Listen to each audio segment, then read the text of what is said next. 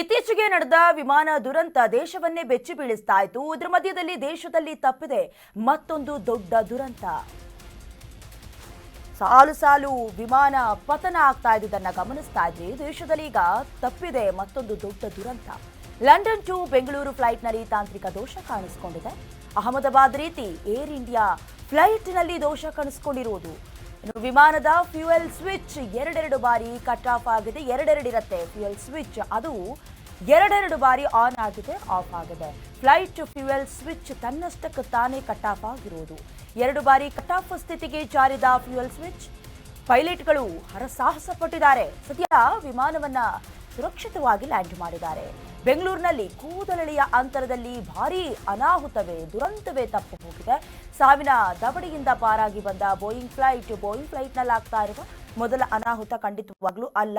ಯಾಕಂತ ಹೇಳಿದ್ರೆ ಈ ಹಿಂದೆ ಕೂಡ ಗುಜರಾತ್ನ ಅಹಮದಾಬಾದ್ನಲ್ಲೂ ಸುಮಾರು 270 ಜನ ವಿಮಾನ ಪತನವಾದ ಸಂದರ್ಭದಲ್ಲಿ ಹಾಸ್ಟೆಲ್ನ ಮೇಲೆ ಬಿದ್ದು ಆದಂಥ ಘನಘೋರ ದುರಂತವೇ ನಡೆದೋಗಿತ್ತು. ಅದು ಯಾಕೆ ಏನು ಅಂತ ಗಮನಿಸಿದಂಥ ಸಂದರ್ಭದಲ್ಲಿ ಫ್ಲೈಟ್ ಫ್ಯೂಯಲ್ ಸ್ವಿಚ್ ಆಫ್ ಆಗಿತ್ತು, ಸ್ವಿಚ್ ಆನ್ ಆಗಿತ್ತು. ಜೊತೆಗೆ ಒಳಗಿದಂಥ ಪೈಲಟ್ಗಳು ಕೂಡ ಮೇಡೆ ಅಂತ ಕರೆದ್ರು.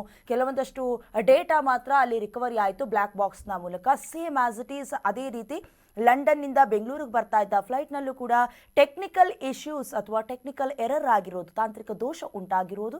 ಫ್ಲೈಟ್ ಫ್ಯೂಯಲ್ ಸ್ವಿಚ್ ಆಫ್ ಆಗಿ ತನ್ನಷ್ಟಕ್ಕೆ ತಾನೇ ಕಟ್ ಆಫ್ ಆಗಿದೆ. ಅಂದರೆ ಬಹಳ ಈಸಿಯಾಗಿ ಆರಾಮದಾಯಕವಾಗಿ ಸುರಕ್ಷಿತವಾದಂಥ ಯಾನ ಅಂದರೆ ಅದು ವಿಮಾನಯಾನ ಅಂತ ಬಣ್ಣಿಸಲಾಗತ್ತೆ. ಅಂದರೆ ಯಾವುದೇ ಕ್ರ್ಯಾಶಸ್ ಆಗೋದಿಲ್ಲ, ಬಹಳ ಆರಾಮದಾಯಕವಾಗಿರುತ್ತೆ, ಬೇಗ ತಲುಪ್ತೀವಿ, ಆ ವೇಗವನ್ನು ಕಡಿತಗೊಳಿಸ್ಕೋಬಹುದು ಅನ್ನುವಂಥ ಕೆಲವೊಂದಷ್ಟು ಲೆಕ್ಕಾಚಾರ ಇರುತ್ತೆ. ಬಟ್ ಇತ್ತೀಚೆಗೆ ಆಗ್ತಾ ಇರುವಂಥ ಕೆಲ ಪ್ರಕರಣಗಳಿದೆಯಲ್ಲ, ಯಾಕಂದ್ರೆ ಕಳೆದ ಬಾರಿ ಮೊನ್ನೆ ತಾನೇ ಮಹಾರಾಷ್ಟ್ರದ ಉಪಮುಖ್ಯಮಂತ್ರಿ ಕೂಡ ವಿಮಾನ ದುರಂತದಲ್ಲಿ ಸಾವನ್ನಪ್ಪಿದ್ರು. ಕಳೆದ ಹಿಂದಿನ ದಿನ ಕೂಡ ವಾಷಿಂಗ್ಟನ್ನಲ್ಲಿ ಸೇಮ್ ಆಸ್ ಇಟ್ ಈಸ್ ವಿಮಾನ ಪತನವಾಗಿತ್ತು. ಹಾಗಾಗಿ ಯಾಕೆ ಈ ರೀತಿ ಆಗ್ತಾ ಇದೆ? ಯಾಕಂತ ಹೇಳಿದ್ರೆ ಮೇಂಟೆನೆನ್ಸ್ ತಪ್ಪಾಗ್ತಿದ್ಯಾ, ಅಥವಾ ಒಳಗಿರುವಂಥ ಪೈಲಟ್ಗಳಿಗೆ ಏನಾದರೂ ಸಮಸ್ಯೆ ಆಗ್ತಿದ್ಯಾ, ಅಥವಾ ಫ್ಯೂಯಲ್ ಇಂಜಿನಲ್ಲಿ ಆಗ್ತಿರುವಂಥ ಸಮಸ್ಯೆನ, ಅಥವಾ ರ್ಯಾಮ್ ಎಲೆಕ್ಟ್ರಾನಿಕಲ್ ಆಗ್ತಿರುವಂಥ ಸಮಸ್ಯೆನ, ಏನು ಎತ್ತ ಗೊತ್ತಾಗ್ತಾ ಇರಲಿಲ್ಲ. ಬಟ್ ಅದೃಷ್ಟವಶಾತ್ ಪೈಲಟ್ಗಳು ಬಹಳಷ್ಟು ಹರಸಾಹಸ ಪಟ್ಟಿದ್ದಾರೆ. ಯಾಕಂತ ಹೇಳಿದ್ರೆ ಸ್ವಲ್ಪ ತಬ್ಬಿಬ್ಬಾಗ್ಬಿಟ್ರು, ನರ್ವಸ್ ಆಗಿಬಿಟ್ರು ಕೂಡ ಅಲ್ಲಿ ದುರಂತ ಆಗ್ಬಿಡ್ತಾ ಇತ್ತು. ಬಟ್ ಬಹಳ ಸುರಕ್ಷಿತವಾಗಿ ಲ್ಯಾಂಡ್ ಮಾಡಿದ್ದಾರೆ ಬೆಂಗಳೂರಿನಲ್ಲಿ. ಕೂದಲೆಳೆಯ ಅಂತರದಲ್ಲಿ ದುರಂತ ತಪ್ಪಿದೆ. ಏನಾಗ್ಬಿಡುತ್ತೆ ಈ ರೀತಿಯಾದಂಥ ಸಿಚುವೇಶನ್ ಅನ್ನ ಜನಸಾಮಾನ್ಯರು ನೋಡ್ತಾ ಇದ್ರೆ ಟಿಕೆಟ್ ಅನ್ನೇ ಬುಕ್ ಮಾಡೋದಿಲ್ಲ. ಯಾಕಂತ ಹೇಳಿದ್ರೆ ವಿಮಾನಯಾನದ ಟಿಕೆಟ್ ಕುಂಠಿತ ಕೂಡ ಆಗಿತ್ತು ಕೆಲವೊಂದಷ್ಟು ದಿನಗಳ ಹಿಂದೆ. ಹಾಗಾಗಿ ಏನಾಗಿದೆ ಎತ್ತ ಏರ್ ಇಂಡಿಯಾದಲ್ಲಿ ಕಾಣಿಸ್ಕೊಂಡಂತಹ ಬೋಯಿಂಗ್ ಫ್ಲೈಟ್ನಲ್ಲಿ ಕಾಣಿಸ್ಕೊಂಡಂತಹ ಅಚಾತುರ್ಯ ಇದು.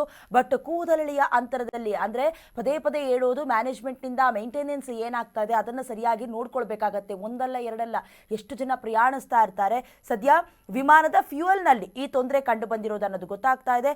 ಬೋಯಿಂಗ್ ಫ್ಲೈಟ್ನಲ್ಲಿ ಕಂಡು ಬರ್ತಾ ಇರುವಂತ ಪದೇ ಪದೇ ಲೋಪದೋಷ ಇದು ಸರಿ ಮಾಡ್ಕೊಳ್ಬೇಕಿಲ್ಲ ಅಂತ ಹೇಳಿದ್ರೆ ವಿಮಾನಯಾನವನ್ನ ಕೂಡ ಒಂದು ರೀತಿ ಅಪಘಾತದ ಯಾನ ಅನ್ನುವಂಥ ರೀತಿಯಲ್ಲಿ ನೋಡಿದ್ರು ಕೂಡ ತಪ್ಪಾಗ್ಲಿಕ್ಕಿಲ್ಲ.